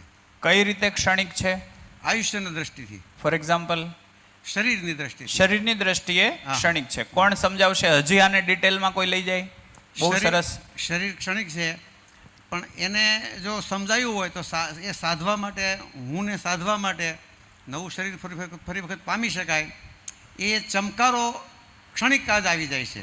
એ જે સમજણ આવી જાય એને ચમકારો કીધો. જ્ઞાન પ્રગટવું એને ચમકારો કીધો. હવે આપણે કોઈ બાળકને એમ કહી કે જીવન ક્ષણિક છે, તો એ માનશે કે નહીં માને?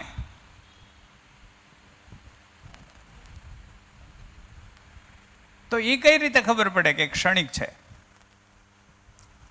નહીતર તો પાછો લોચો ન્યા જ રહે ને. આપણે સમજી લો કે કોઈ સાથે વાત કરીએ અને આપણે એમ કહીએ કે જીવન ક્ષણિક જ છે, તો એને તો આ 80 વર્ષ દેખાય છે. 80 વર્ષની લંબાઈ ક્ષણિક તો નથી દેખાતી એને અત્યારે. તો એમ કે હું વાત કરો યાર, 80 વર્ષ કંઈ ક્ષણિક થોડા કહેવાય? તો એ ક્ષણિક કઈ રીતે છે? વીજળીના ચમકારાની રીતે જ કઈ રીતે છે? તમે સમજાવી દીધેલું છે એટલે રિવિઝન થાય. ના ત્યારે રિપીટ થાય ને. તો આપણી જે જીવન યાત્રા છે, જીવનની યાત્રા, એ તો લાખો કરોડો વર્ષોની છે. તો એ લાખો કરોડો વર્ષોમાં આ શરીર યાત્રા છે એ ક્ષણિક છે. લાખો કરોડ વર્ષમાં 80 વર્ષ જીવવું કે 90 વર્ષ જીવવું એ બહુ નાનો પાર્ટ છે. તો એ રીતે ક્ષણિક છે. અને શરીર યાત્રામાં, આ શરીર યાત્રામાં ન સમજાયું તો એ ચમકારો ગયો, અને જો જ્ઞાન થઈ ગયું તો મોતી પરોવાઈ ગયું. વાહ વાહ, રાઈટ. તો આ ધરતી ઉપર જીવન ક્યારનું છે? નક્કી નહીં. કેટલા વર્ષ થયા છે નક્કી ન કહી શકાય. જીવન ક્યારેય મરે નહીં. તો ખબર પડી, એક જ્ઞાન અહીંયા એ થાય, જીવનનું અમરત્વ છે. હે ને? જીવનનું અમરત્વ એટલે અમર છે, એ નાશવંત નથી. કેમ નાશવંત નથી?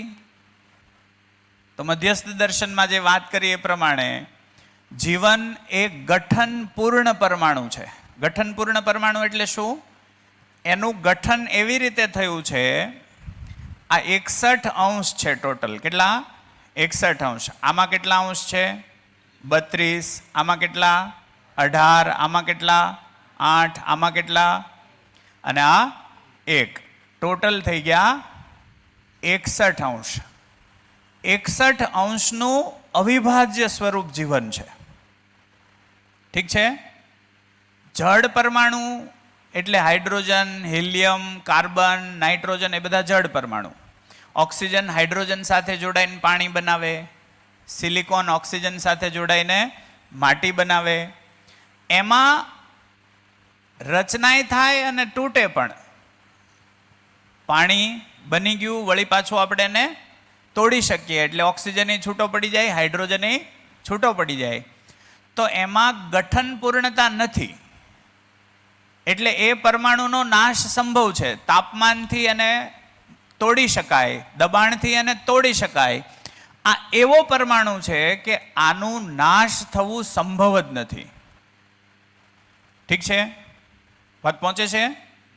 નાશ થવું સંભવ નથી એનો મતલબ આ છે અને છે જ. તો જીવનનો નાશ સંભવ નથી. જીવનનો નાશ સંભવ નથી એટલે જીવનનું શું થયું? અમરત્વ. જીવન અમર છે. અને હાલું બધાના આપણી અંદર ઈચ્છા એની છે, અમર રહેવાની જ છે. મરવાની ઈચ્છા ક્યાં છે? તો જ્યારે આપણામાં આ ભાગ આવે કે હું જીવન છું, હું જીવન છું, શરીર મારું સાધન છે, શરીર મારે શરીર દ્વારા કંઈક મેળવવાનું છે, એ મેળવું તો આ જીવનની સાર્થકતા. ઓકે, હવે જીવન આ ધરતી કેટલા કરોડ વર્ષથી? 450 કરોડ વર્ષ. ઠીક છે, એમાં અવસ્થા કેટલી? 4 અવસ્થા. એટલે અસ્તિત્વની દ્રષ્ટિએ જોઈએ તો જડ પરમાણુ એટલે કે પરમાણુ અસ્તિત્વમાં શું છે? પરમાણુ. આ હેના બનેલા? ઇલેક્ટ્રોન, પ્રોટોન, ન્યુટ્રોનના. આ એના જ બને ને? અચ્છા, કેટલા પરમાણુઓ? તો કે એમાં આપણે ભાગ પાડી દઈએ. કેટલા પરમાણુઓ? તો કે જડ પરમાણુ 118 અત્યારે છે, એને ગણીએ. બરાબર, જડ પરમાણુ. અને એક કયો છે? ચૈતન્ય પરમાણુ.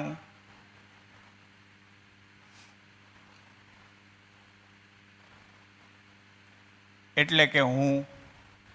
ઠીક છે ને?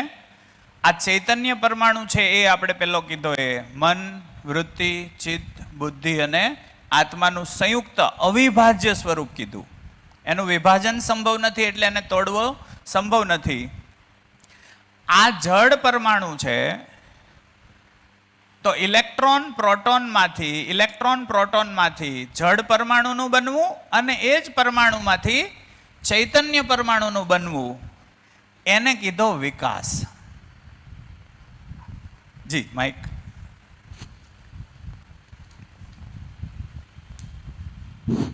એમાં ચૈતન્ય કેવી રીતે પ્રગટ થાય છે? હા, એ જોઈએ. ગુડ. કોઈ કહેવા માંગે છે આમાં ચૈતન્ય છે શું?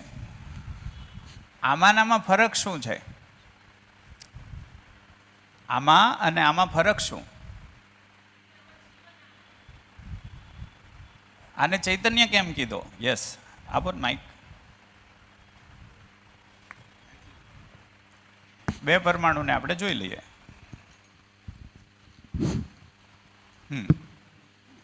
ચૈતન્ય એટલા માટે કીધો કે એ ગઠનપૂર્ણ છે, એના અંદર તમે કંઈ ઉમેરી ના શકો, એમાંથી કાંઈ બાદ ના કરી શકો. અને બાકીના જે જળ પરમાણુ હોય એની ઉપર વાતાવરણ, તાપમાન, દબાણની અસર થાય તો એનું જે ઓરિજિનલ સ્ટ્રક્ચર છે એ ચેન્જ કરી શકે. ચૈતન્ય એટલે પૂર્ણ, ગઠનપૂર્ણ, અમર.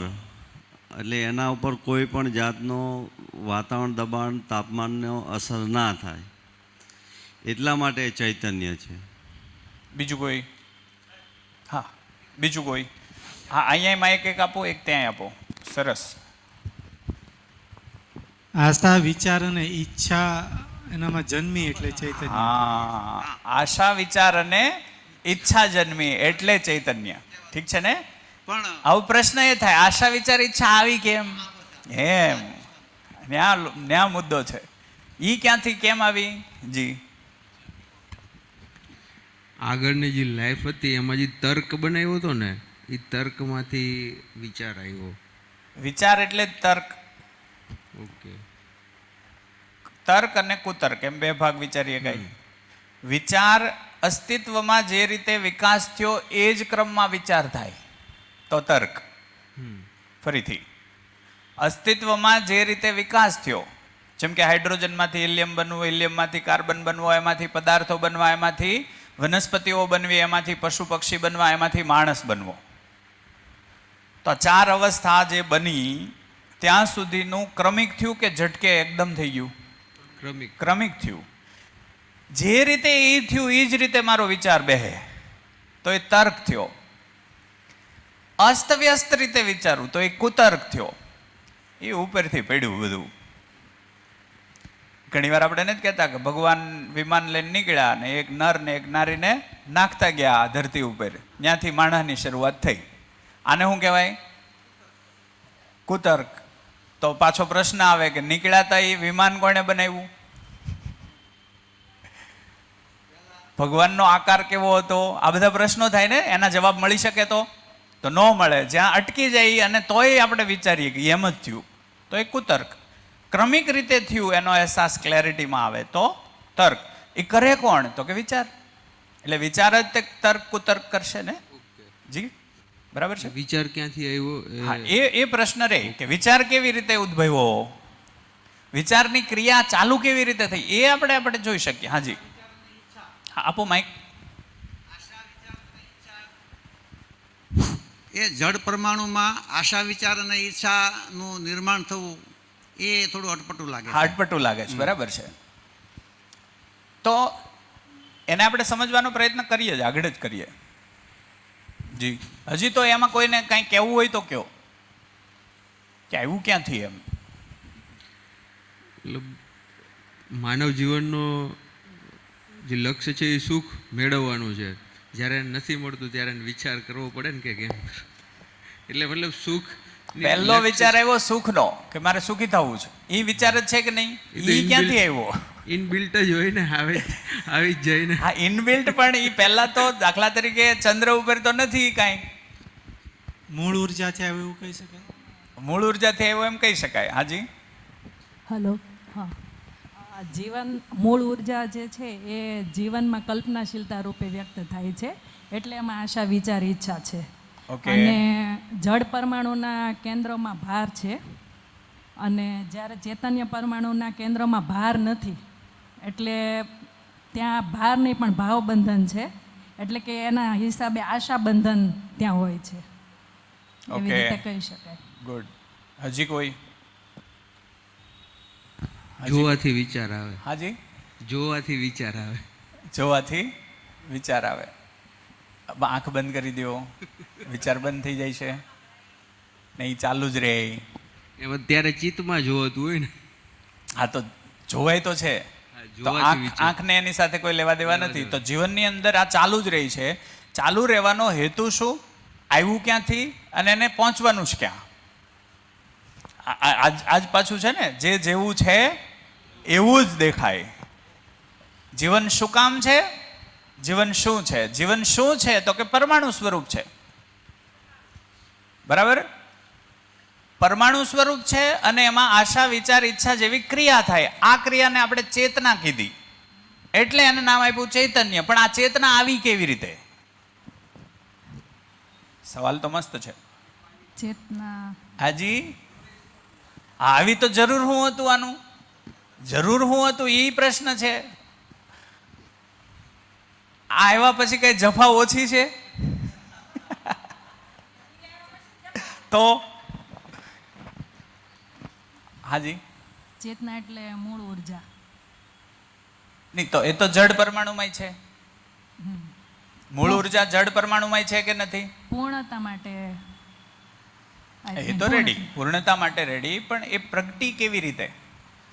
એની ક્રિયા શું, પ્રગટવાની ક્રિયા શું? શેના માટે છે તો કે પૂર્ણતા માટે. એ ડન. અને એ પ્રગટી કેવી રીતે? દરેક પરમાણુ અંશ પૂર્ણતાને ઝંખે છે, અને એ પૂર્ણતા થવા માટે ગઠન પૂર્ણ થાય છે, અને ગઠન પૂર્ણતાના ભાગરૂપે એમાં આશા વિચારની ઈચ્છા પ્રગટ થાય છે પૂર્ણતાને પામવા માટે. ઓકે, આપણે પ્રયત્ન કરીએ સમજવાનો, બરાબર? તો આ અસ્તિત્વમાં મૂળભૂત બે વસ્તુ જ છે. એક શું છે તો કે પરમાણુઓ છે. એમાં પરમાણુમાં જડ પરમાણુ અને ચૈતન્ય પરમાણુ, અને બીજું છે વ્યાપક. એને આપણે બીજું શું કીધું છે? મૂળ ઉર્જા. આ પહેલા કોઈ સમજાવી દેશે એટલે પછી આપણે આગળ જઈએ. આ શું છે મૂળ ઉર્જા અથવા તો વ્યાપક? એને ફરીથી કોઈ ડિસ્ક્રાઇબ કરે. આપણે છે ને જીવન વિદ્યા શિબિર, પરિચય શિબિરને પહેલા પચાવશું ને તો જ છે આગળની ગતિ અધ્યયન બિંદુની બનશે. આ વાતને સમજાવો કે આખું અસ્તિત્વ છે, આખા અસ્તિત્વમાં મૂળભૂત બે જ વાસ્તવિકતા. કઈ? પરમાણુ અને ખાલી સ્થાન. ઠીક છે? પરમાણુમાં બે, જડ પરમાણુ અને ચૈતન્ય પરમાણુ. તો ખાલી સ્થાન છે એ ખાલી નથી, એ ઉર્જાથી ભરેલ છે, એવું કઈ રીતે પ્રસ્થાપિત થયું? પહેલો તો ન્યા પ્રશ્ન, ખાલી સ્થાન એટલે શું? પહેલા તો એ કોઈ સમજાવે, ખાલી સ્થાનને સમજાવે. એટલે સ્પેસ, મતલબ સ્પેસ. હા, એ ખાલી સ્થાન એટલે જેમ કે આની વચ્ચે સ્પેસ છે, કઈ રીતે સમજાવશો? એની વચ્ચે નહીં, એટલે એ વસ્તુ સ્પેસની વચ્ચે છે, પેન સ્પેસની આ વચ્ચે છે. સ્પેસમાં જ છે, હા. બરાબર છે. તો આની આરપાર સ્પેસ છે, એ કેવી રીતે સમજાવશો? એ થોડોક ટ્રાય કરો. એટલે બધા ન સમજાય ત્યાં સુધી વારંવાર પૂછજો. એ પેનની અંદર આપણે કંઈક અણી જેવી વસ્તુ અંદર નાખીએ અને અંદર ચાલી જાય તો એ જગ્યા હતી ત્યારે ગઈ ને અંદર, નતર તો એ જઈ ન શકે. એ જ વ્યાપક છે. મતલબ એ પેનની લિમિટેશન છે કે હાલો હા હા, પેનની બાઉન્ડ્રી છે એટલે ખબર પડે કે ભાઈ આ આટલા સ્પેસની અંદર છે. હજી અંદર ઉતરો. જેમ કે કોઈ એટમ છે, આ ન્યુટ્રોન ને પ્રોટોન, એ રીતે જ આ પેન બને બધા એટમ્સથી. તો એટમ વચ્ચે ખાલી સ્પેસ તો છે જ તે. ઓકે, એમ આની વચ્ચે ખાલી સ્પેસ તો છે જ. બરાબર છે. બીજું કોઈ? હજી કોઈ? આપો માઇક. હલો, એક માઇક ત્યાં આપી રાખો, ત્યાં તમે કહી દો. ખાલી સ્થાન કલર્ડ નથી એટલે આપણે આરપાર જોઈ શકીએ છીએ. ઓકે, સોમભાઈ આપણે એક ઉદાહરણ આપતા. હા હા. એક બરણીમાં પાણી ભરેલું છે અને એમાં લોખંડનો બોલ નાખો તો એમાં એ બોલ પાણીમાં જગ્યા કરી લેશે, એટલે બરણીમાંથી પાણી ખાલી થશે. પણ બીજી એક બરણીમાં થોડુંક કપાસ નાખો, રૂ નાખો, તો રૂ નાખીએ તો ધીમે ધીમે એમાં ઓતપ્રોત થઈ જશે અને રૂના અણુમાં પાણી ફેલાઈ જશે. એટલે એ વ્યાપકતાને સમજાવવા માટેનું એક ઉદાહરણ એ આપે છે કે ત્યાં પાણી જગ્યા રોકતું નથી રૂ, એ સમજાવે છે. બરાબર છે. હજી કોઈ?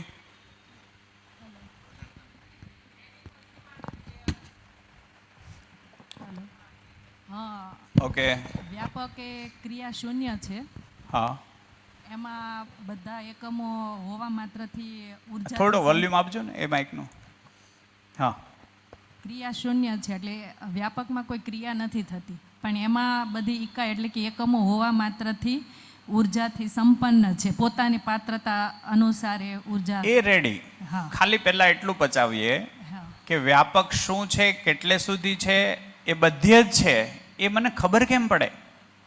તાર્કિક રીતે મારામાં સ્થિર કેવી રીતે થાય કે આની વચ્ચે વ્યાપક છે, આની આરપારે વ્યાપક છે, આનાથી બહાર નીકળો તો વ્યાપક જ વ્યાપક છે, અથવા તો ખાલી સ્થાન જ ખાલી સ્થાન છે? એ મારે સમજવું છે. તો એને કઈ રીતે સમજાવશો? આટલો ભાગ જ પહેલા લ્યો. પરમાણુ અંશ જે ગતિ કરે છે એનાથી થાય કે વ્યાપક છે, ખાલી જગ્યા છે. બરાબર છે. ઓકે, તો પહેલેથી સમજીએ. હા, પાણીનો ગ્લાસ હોય એમાં મીઠું નાખો તો જગ્યા દેખાતી નથી પણ ઓગળી જાય છે વચ્ચે, બરાબર ને? ખબર પડે કે. ઓકે. હેલો, 1982-83માં નાસાએ જે પ્રયોગ કર્યો, આપણે ગઈ શિબિરમાં વાત થઈ હતી વોયેજર ને પાયોનિયરની, એ છેલ્લે આપણા સૂર્યમંડળની બહાર નીકળ્યા લગભગ 2010માં કે 15ની આસપાસમાં. તે વખતે સમાચારોમાં આવેલું, વર્તમાનપત્રોમાં. તો એ એટલે સુધી ગયા અને હજુ બી આગળ જતા ચાલ્યા જાય છે. આપણી સૂર્યમાળા કેટલી મોટી છે એ આપણને અંદાજ નથી આવતો અને એનાથી બી આગળ ઘણું બધું છે. ઘણું બધું છે. એટલે એની કોઈ સીમા દેખાતી નથી, એટલે એ અસીમ છે. એક ખ્યાલ આવ્યો. આની આરપાર વ્યાપક છે અથવા તો આની આરપાર મૂળ ઉર્જા છે, જગ્યા છે, એ કઈ રીતે ખબર પડે? ને આપણે હવે આવીએ. એક તો ખ્યાલ આવી ગયો કે વોયેજર છે, અથવા તો આપણી કલ્પનાશીલતા જ્યાં સુધી જાય ત્યાં સુધી ખાલી સ્થાન છે જ અને છે જ. સ્પેસનો કોઈ અંત નથી, અનંત છે, એટલે ખબર પડી અનંત છે. પણ આ ધરતી છે, આ ધરતી છે, ધરતીનો ગોળો છે, એની આરપાર વ્યાપક છે. એ જ ધરતી વ્યાપકમાં જ છે. આ વાત ખબર કેમ પડે? આરપાર વ્યાપક છે કેમ ખબર પડે? દરેક પરમાણુની અંદર माइक माइक माइक माइक ये जो एटम्स और सबके बीच में जो जगह है, अगर उसको कंप्रेस कर दे हम तो 1% भी नहीं बचता है. तो इसलिए पता चलता है हर सब जगह जगह है, स्पेस है. કેમ કે વ્યાપક પારગામી છે. એ રેડી, એ તો રેડી. પહેલા તો આપણે એ સમજવું છે કે આની આરપાર સ્પેસ છે. એ ભાગને સમજવો છે. કેટલાને એ ભાગ બેસી ગયો કે આની આર પાર સ્પેસ છે? કેટલાને આ ભાગ ક્લિયર છે? દરેક પરમાણુમાં આપણા સોમભાઈ કે ને કે ફૂટબોલના મેદાન છે દરેક પરમાણુમાં. હા બરાબર છે. તો આને આવી રીતે સમજીએ કે આ શેની બનેલી છે પેન? તો કે એલ્યુમિનિયમ અને પ્લાસ્ટિકની. ઠીક છે, એલ્યુમિનિયમની બનેલી છે. હવે એલ્યુમિનિયમની બનેલી આ પેનમાં કયા પરમાણુ હશે? એલ્યુમિનિયમના. તો એલ્યુમિનિયમનો પરમાણુ ક્રમાંક કેટલો? કોણ ખબર છે કોઈને? 13. તો 13. તો એલ્યુમિનિયમ એક જડ પરમાણુ છે કે નહીં? જડ પરમાણુ છે.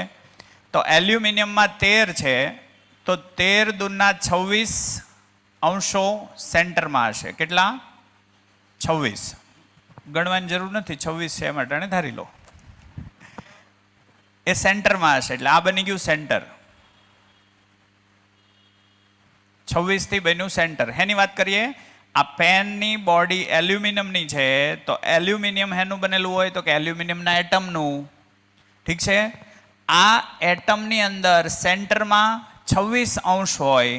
26 અંશ અને પછી પેરીફરીમાં, આ પહેલી પેરીફરીમાં અહીંયા ઘૂમતા હોય. એટલે આ એક અને આ એક. એટલે પહેલી પેરીફરી પહેલી કક્ષામાં કેટલા ઘૂમતા હોય? 2 અંશ. વધ્યા કેટલા? 13 માંથી 2 ગયા તો 11 રહ્યા. બીજી છે એમાં 8 હોય. બીજીમાં કેટલા હોય? 8. હું ટપકા મૂકી દઉં, તમે ગણો છો? નહીં ને? 8 હોય. ઠીક છે, કેટલા વધ્યા? 3 વધ્યા. 3 વધ્યા કે 4? તો થઈ ગયા ને? 8 ને 2 10, 13. રેડી? આ બની ગયો એલ્યુમિનિયમનો એટમ. હવે એમાં અંશ કેટલા થયા ટોટલ? 13 બાર 26 અંદર. એટલે ટોટલ કેટલા થયા? કેટલા થયા? 39. ઠીક છે ને? અચ્છા, હવે આણે જે જગ્યા રોકીને એ કેટલી છે? તો કે આ 2 અંશ છે